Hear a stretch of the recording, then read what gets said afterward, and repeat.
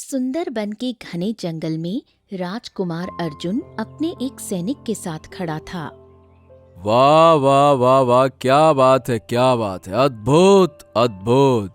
सैनिकों, मैंने सुंदरबन के जंगल की बड़ी प्रशंसा सुनी थी, पर आज जब अपनी आंखों से देख रहा हूं तो मुझे लगता है कि वाकई में ये धरती नहीं, ये तो कोई स्वप्न है। आप बिल्कुल सही कह रहे हैं राजकुमार। मैंने भी इन जंगलों की बहुत बातें सुनी थी। जैसे ही आपने यहाँ आने की इच्छा की, मैं भी उत्सुक था इस जादुई जगह को देखने के लिए। यहाँ की हवा कितनी शीतल है और इसकी सरसराहट, ओ हो, किसी मधुर संगीत जैसी है। क्या बात है, क्या बात है। तभी राजकुमार की नजर दूर एक किले पर पड़ी, जहां से धुआं उठ रहा था। अरे वहां तो देखो, सामने वो किला। आखिर वो वहां वीराने में कौन रहता होगा? देखिए राजकुमार, यह किला बड़ा ही विचित्र लगता है। मुझे नहीं लगता कि हमें वहां जाना चाहिए। अरे डरते क्यों हो? अरे भाई, मैं हूं तो तुम्हारे साथ। मेरे पास तलवार है और तुम्हारे पास भी है। चलो आओ जरा देखें कि आखिर उस किले के भीतर है क्या। चलो आओ।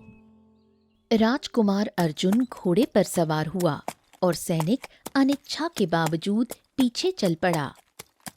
घंटों की यात्रा के बाद वो किले में पहुंचे। भीतर अंधेरा था, पर बीच में कुछ ऐसा था जिसने दोनों की आंखें चौंधिया दी। हे भगवान, हे प्रभु, हे ईश्वर, ये क्या? ये तो सोने का वृक्ष है। वाह वाह वाह, आप बिल्कुल सही कह रहे हैं राजकुमार। और देखिए, इस वृक्ष पर फल भी सोने के हैं राजकुमार। देखिए तो, क्या बात है। दोनों उस अद्भुत वृक्ष के पास पहुंचे। वृक्ष की हर पत्ती हर पल से सुनहरी किरणें झिलमिला रही थीं। थोड़ी दूर एक शांत तालाब था, जिसके भीतर से भी सोने जैसी चमक उठ रही थी। लगता है कि हम किसी मायावी किले में आ गए हैं। सोने का वृक्ष, सोने का फल और ये तालाब जिसमें स्वयं सूर्य सो रहा हो। राजकुमार, मैं सही बताऊं, मुझे ये सब कुछ ठीक नहीं लग रहा। ये शांति असामान्य है। राजकुमार, हमें यहाँ से लौट चलना चाहिए। जल्दी चलिए। ओहो, इतना डर क्यों रहे हो? जरा देखो तो सही, ये सोने के फल को देखो, जो कि सोने के सेब हैं। हा, कितने सुंदर हैं। रुको, मैं इन्हें तोड़ कर देखता हूं। अर्जुन ने हाथ बढ़ाया और सोने के सेब को तोड़ लिया। अगले ही क्षण किले के भीतर काला धुआं फैलने लगा। धुएं से एक विचित्र जादूगरनी प्रकट हुई। उसकी आंखें लाल थीं और चेहरा भयावह। तेरी हिम्मत कैसे हुई इस सोने के वृक्ष से सेब तोड़ने की? अब तू इसका दंड भुगतेगा। इस सोने के सेब को यहाँ से कोई नहीं ले जा सकता। तू कौन होती है मुझे रोकने वाली? सीधे लौट जा, वरना तेरे शरीर के टुकड़े कर दूंगा। मूर्ख मनुष्य, मैं जादूगरनी भी हूँ और एक डायन भी। मेरे प्रकोप को कोई सह नहीं सकता। अभी भी समय है। इस सोने के सेब को यहीं रखकर लौट जा। अब एक और शब्द कहा तो तेरे सर को धड़ से अलग कर दूंगा। जादूगरनी की आंखों में अग्नि उतर आई। बहुत हुआ तेरा घमंड। अब देख मेरी शक्ति कैसी है। तेरे शरीर पर ऐसा जादू करूंगी कि तू धीरे धीरे मरता जाएगा। वो आगे बढ़ी। उसने नुकीले नाखूनों से अर्जुन के हाथ पर एक वार कर दिया। अगले ही पल राजकुमार दर्द से चीख उठा और जमीन पर गिर पड़ा।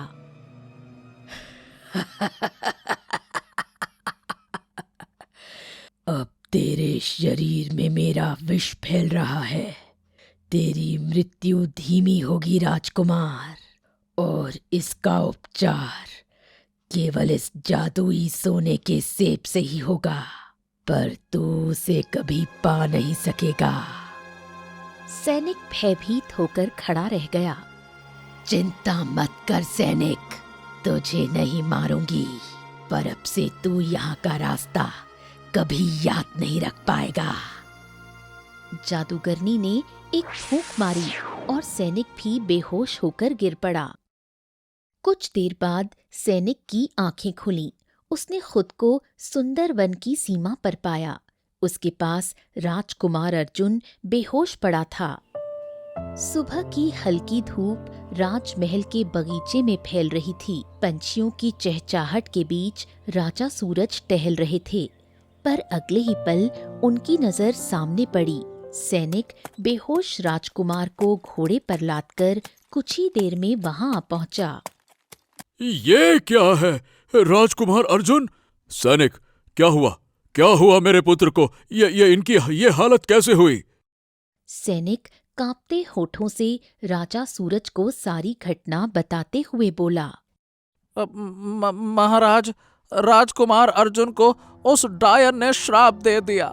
उसने कहा कि केवल जादुई सोने का सेब ही राजकुमार को जीवन दे सकता है, अन्यथा वो नहीं बचेंगे। ओह, तो फिर हमें बताओ, उस किले का रास्ता बताओ जहां ये घटना घटी। महाराज, यही तो समस्या है। जैसे ही डायन ने फूंक मारी, मैं बेहोश हो गया। जब आंख खुली तो मैं और राजकुमार सुंदर वन की सीमा पर थे। वो डायन सच कह रही थी। उसने मेरे मन से वो रास्ता मिटा दिया है। राजा सूरज की आंखों में पीड़ा छलक उठी। उसने तुरंत राजकुमार को कक्ष में ले जाने का आदेश दिया। कुछ देर बाद राज्य का सबसे कुशल वैद्य राजमहल पहुंचा। उसने राजकुमार अर्जुन को औषधि पिलाई और ध्यानपूर्वक उनका परीक्षण किया। महाराज, ये अत्यंत विचित्र रोग है। वैसे मैंने जो औषधि दी है वो नागदंश जैसे विष को भी समाप्त कर देती है, परंतु राजकुमार के शरीर पर इसका कोई प्रभाव नहीं हुआ। अब ऐसा मत कहिए वैद्य जी। आप हमारे राज्य के श्रेष्ठ वैद्य हैं। यदि आप असहाय हो गए तो मेरे पुत्र को कौन बचाएगा? कौन बचाएगा मेरे राजकुमार को? राजा की आंखों में आंसू थे। राजवैद्य मौन रहा, फिर बोला, महाराज, मैं एक विशेष विद्या जानता हूं। मैं अपनी ध्यान शक्ति से ये जानने का प्रयत्न करता हूं कि राजकुमार को कौन सी जड़ी बूटी जीवन दे सकती है। वैद्य ने आंखें मूंदी, कुछ क्षण ध्यान साधा, फिर धीरे धीरे बोला, राजकुमार का प्राण केवल जादुई सोने के सेब से ही लौट सकता है। यानी कि सैनिक की बात सत्य थी। वही फल, वही सुंदर वन का श्रापित वृक्ष। पर वो जंगल तो अत्यंत विशाल है। उसका मार्ग किसी को ज्ञात ही नहीं है। सैनिक की याददाश्त भी मिट चुकी है और मेरा पुत्र अब अचेत है। राजगुरु, अब हम करें तो क्या करें? राजा सूरज मौन होकर बगीचे की ओर बढ़ गए। अगले कई दिनों तक वैद्य आते रहे, पर अर्जुन ठीक नहीं हुआ। उधर राज्य से दूर एक गांव में एक किसान किशन अपनी सूखी फसल को निहार रहा था। हे भगवान, हे भगवान, हे भगवान, देखो क्या हो रहा है। क्या करूं? इस बार भी मेरी फसल पूरी तरह से नष्ट हो गई। कितनी मेहनत की थी भगवान, सब बेकार चला गया, सब बेकार। अरे ओ किशन भैया, लगता है कि इस बार भी किस्मत साथ नहीं दे रही। मैं तो कहता हूं कि ये किसी पंडित से बात करो, उसको अपनी कुंडली वुंडली दिखाओ, शायद तुम्हारी कुंडली में कोई ग्रह दोष हो। हाँ, शायद तुम ठीक कह रहे हो भाई। कभी कभी तो लगता है कि मेरा भाग्य ही मुझसे रूठ गया है। हाँ। वो किसान वहां से चला गया।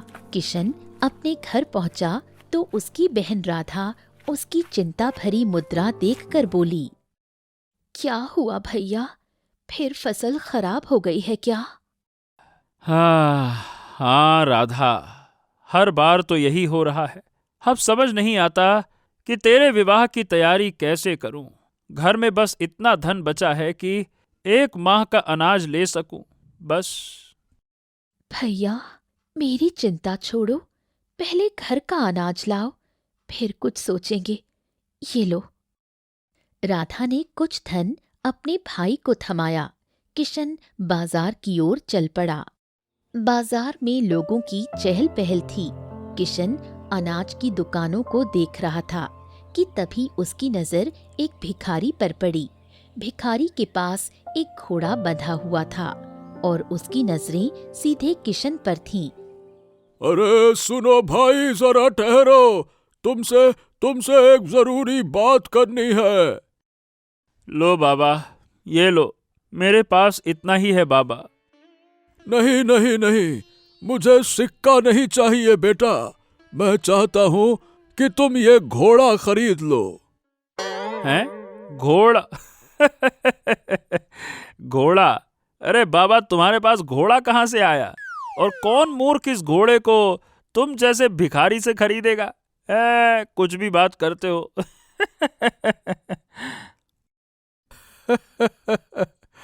मैं जानता हूँ, लेकिन तुम नहीं मानोगे। लेकिन ये कोई साधारण घोड़ा नहीं है। ये एक जादुई घोड़ा है। ये मनुष्य की भाषा में बोल सकता है। क्या? ये क्या कुछ भी बोले जा रहे हो बाबा? घोड़ा कब बात करने लगा? घोड़ा हिनहिनाता है, दौड़ता है। क्या वो इंसान है जो बैठ के बातें करेगा, गप्पे लड़ाएगा? कुछ भी बातें कर रहे हो। अच्छा ये बताओ, अगर ये घोड़ा बोलता ही है तो फिर तुमने इसे बोलने से रोका क्यों है? बोलने दो, बातें करने दो।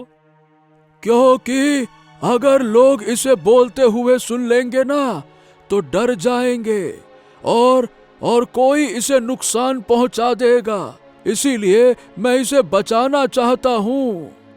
किशन संशय में था, पर जिज्ञासा ने उसे रोक लिया। अब इसे बता दे कि तेरा नाम क्या है। घोड़ा धीरे धीरे किशन के पास आया और बहुत मंद स्वर में बोला, मेरा नाम पवन है। अरे बाबा, ये दादा रे दादा, हे भगवान, बाबा, ये तो सच में बोलता है। हाँ। अब मान गए ना? तो अब बताओ, इसे खरीदोगे? लेकिन बाबा ये बताओ कि मैं इसको खरीद कर करूंगा क्या? अरे मूर्ख, ये घोड़ा मुंह मांगे दाम में बिक जाएगा। राजा महाराजा तक इसे खरीदने को तैयार हो जाएंगे और तुम कहते हो करूंगा क्या? गजब आदमी हो भाई तुम। अरे गजब तो तुम भी हो बाबा। इतना ही महंगा बिकता है तो फिर जाकर किसी राजा को बेच क्यों नहीं देते? मुझे क्यों बेच रहे हो? अरे बेटा, मैं ठहरा भिखारी। अगर मैं किसी राजा के दरबार में पहुंच जाऊंगा तो वो मुझे चोर ही समझेगा। वो इस घोड़े का मालिक नहीं समझने वाला। किशन सोच में पड़ गया। उसने अपने भीतर गणना की, अगर ये सच हुआ तो मेरा भाग्य पलट सकता है। तो चलो, ठीक है। देखो बाबा, मेरे पास ये देखो, इतना ही धन है। आज चलो ठीक है, अनाज नहीं खरीदूंगा, तुम्हारा घोड़ा ही खरीदूंगा। ये लो। हाँ ठीक है, जा, आज से ये घोड़ा तेरा हुआ। ले ले ले। भिखारी धन लेकर चला गया और किशन खुशी खुशी उस घोड़े को घर ले आया। सूरज डूबने को था। किशन थका हारा खाली हाथ अपने घर पहुंचा। उसके पीछे बंधा हुआ घोड़ा मंद चाल से चल रहा था। अरे भैया, अनाज की बोरियां तो कहीं नजर नहीं आ रही, और ये घोड़ा आप कहाँ से ले आए? किशन ने एक गहरी सांस ली और अपनी बहन को सब कुछ बताया। बाजार में मिले भिखारी से लेकर उस घोड़े के जादू तक की पूरी कहानी। ये क्या भैया, हमारे पास जो थोड़ा बहुत धन था वो भी आपने किसी घोड़े पर खर्च कर दिया। राधा, ये कोई साधारण घोड़ा नहीं है, ये जादुई घोड़ा है। अगर विश्वास न हो तो तुम खुद इस घोड़े से बात करके देख लो। राधा ने अविश्वास भरी निगाहों से घोड़े की ओर देखा। अच्छा, तो बताओ, तुम्हारा नाम क्या है? मेरा नाम पवन है।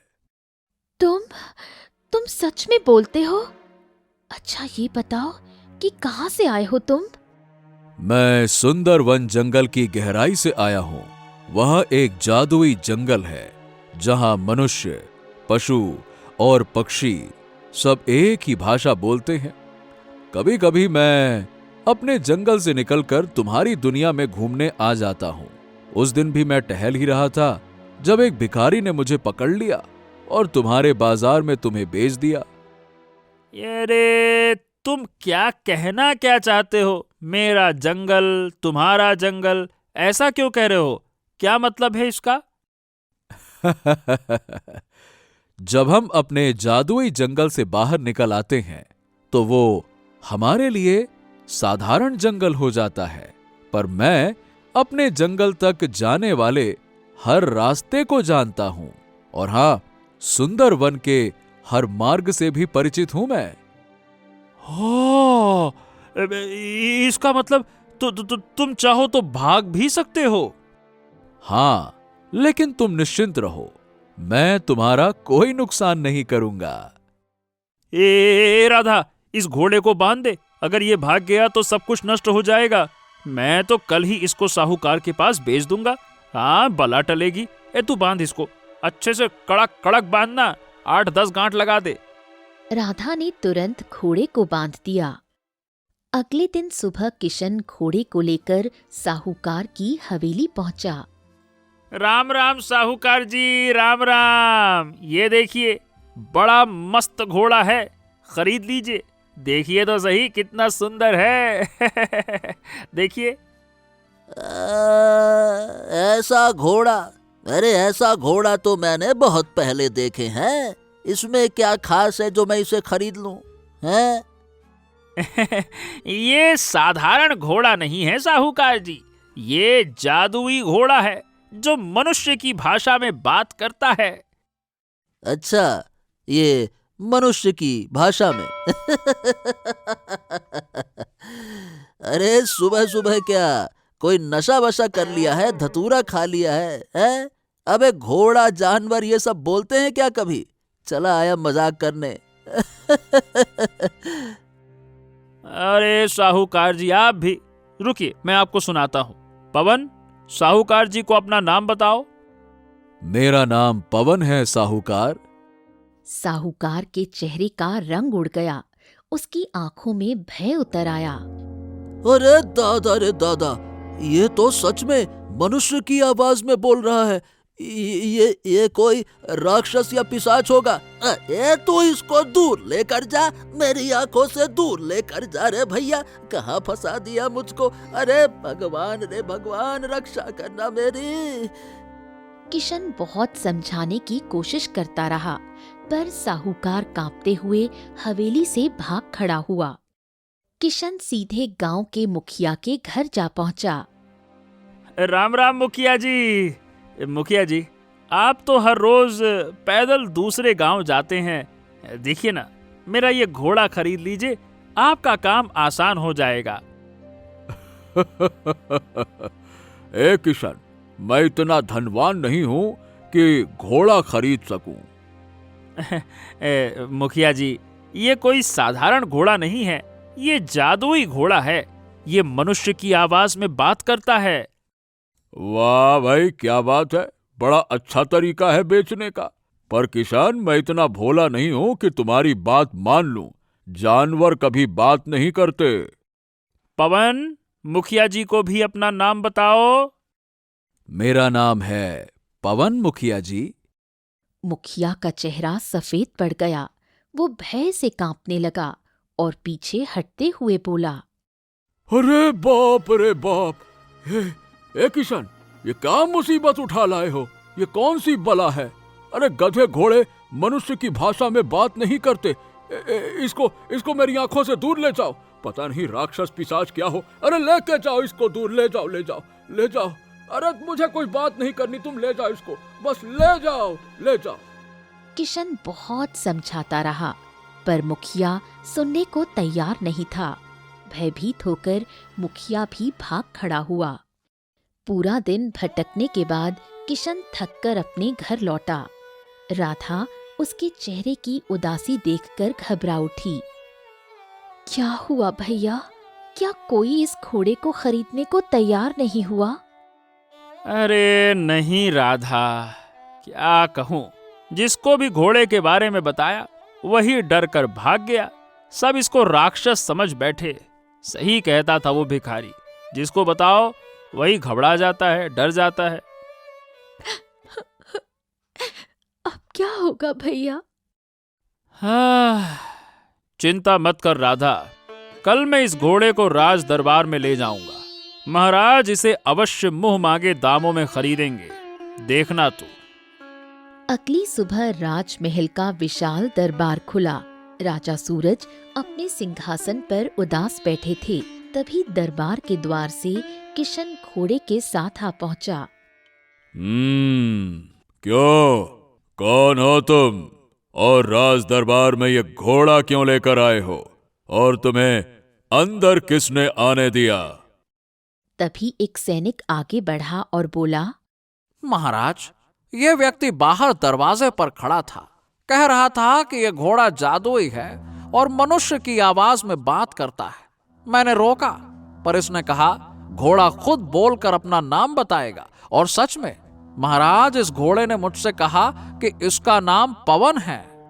ये सुनकर दरबार में फुसफुसाहट फैल गई। शांति शांति।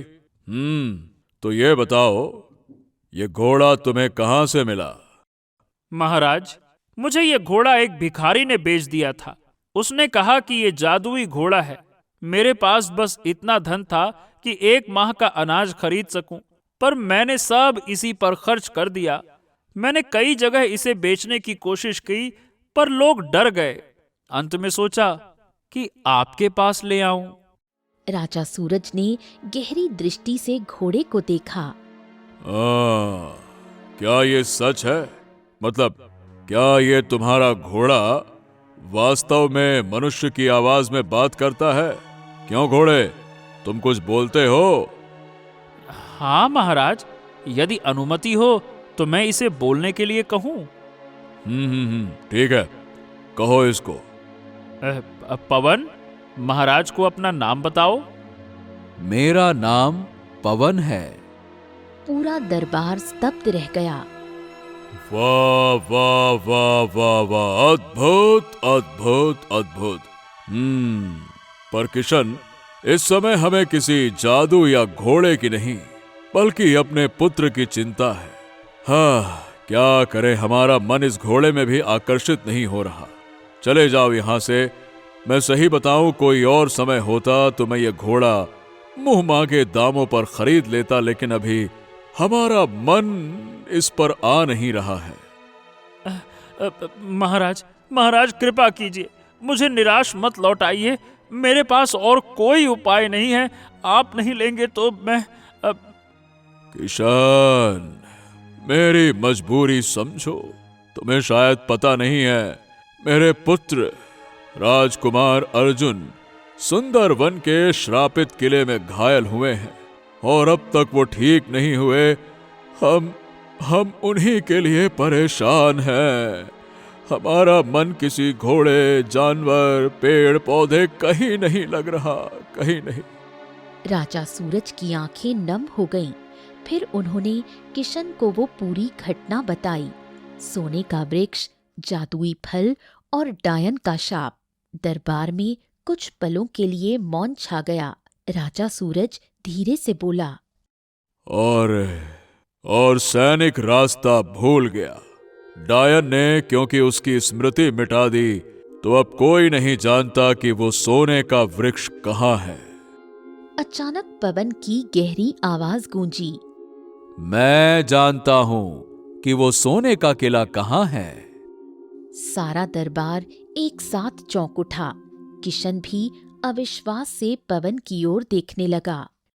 क्या तुम सच कह रहे हो पवन? तुम जानते हो?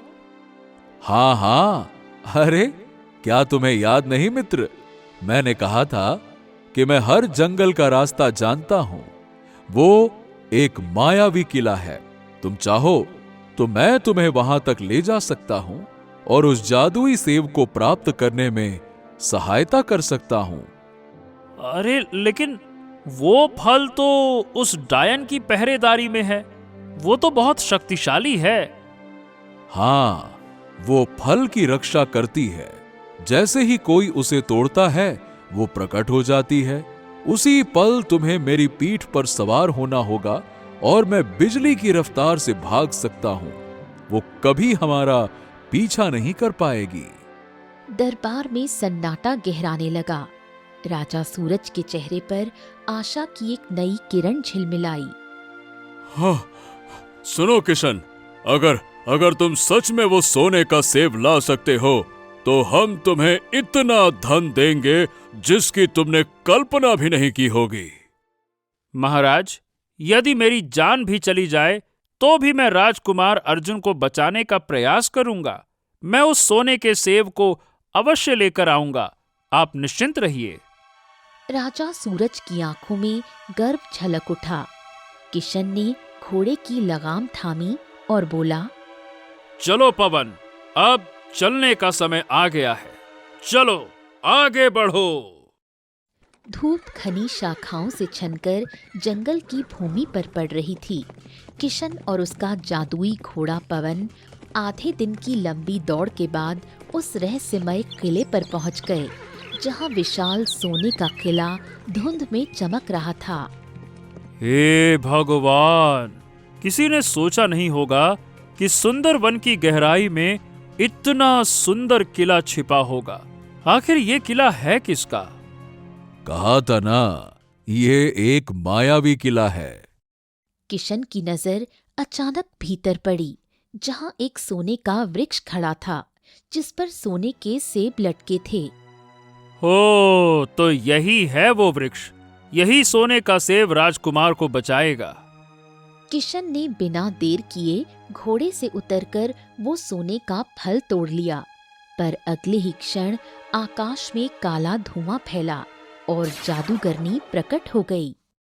रुक जा मनुष्य, उस सोने के सेब को मेरे हवाले कर दे, अन्यथा तू यहाँ से जिंदा नहीं जा पाएगा। दौड़ो पवन, जल्दी दौड़ो, चलो। घोड़ा बिजली की गति से भागा, पर अचानक जादूगरनी उसके सामने प्रकट हो गई। तुझे लगता है तू मुझसे बच निकलेगा? ये तेरी भूल है। पवन हड़बड़ा गया और अचानक मुड़कर उस दिशा में भागने लगा जहां एक तालाब था, पर फिसलन से उसका संतुलन बिगड़ा और किशन सीधे तालाब के भीतर जा गिरा। अब मैं तुझे इसी तालाब में मार डालूंगी। वो भी तालाब में कूद गई। कुछ देर बाद किशन पानी से बाहर निकला, पर जादूगरनी का कहीं नामो निशान नहीं था। अरे, वो तो तालाब में कूदी थी, फिर बाहर क्यों नहीं आई? अचानक तालाब का पानी चमक उठा और उसमें से एक अत्यंत सुंदर स्त्री बाहर निकली। ये क्या? तालाब में तो डायन थी। तुम कौन हो? मैं ही वो जादूगरनी हूँ। क्या मतलब? मेरा नाम राजकुमारी सौम्या है। मैं बल्लभगढ़ राज्य की राजकुमारी हूँ। कई वर्ष पहले मैंने इसी किले के बारे में सुना था। मुझे बताया गया कि यहाँ सोने का वृक्ष है, जिसका फल खाकर कोई भी अमर हो सकता है। मैं लालच में आ गई अकेले खोजते हुए इस किले तक पहुंच गई, पर जैसे ही मैंने फल तोड़ा, तालाब से एक रहस्यमय पुरुष प्रकट हुआ। उसने मुझे शाप दिया कि मैं इस वृक्ष की रक्षक बनूंगी और तब तक श्रापित रहूंगी जब तक मैं तालाब में न गिर जाऊं। आज नियति ने वो क्षण पूरा कर दिया। इतना कहते ही तालाब फिर चमकने लगा और उसी जल से एक सुंदर पुरुष प्रकट हुआ। राजकुमारी अब मुक्त हो चुकी है। मैं इस सोने के वृक्ष का रक्षक हूं। हे देव पुरुष, मुझे अमर होने की कोई इच्छा नहीं है। मैंने ये फल इसलिए तोड़ा है कि राजा सूरज के पुत्र राजकुमार अर्जुन का जीवन बच सके। ये फल ये अमरता ही नहीं, जीवन देता है। यदि किसी बीमार को खिलाया जाए तो वो स्वस्थ हो जाएगा, पर यदि किसी स्वस्थ व्यक्ति ने खाया तो वो अमर हो जाएगा।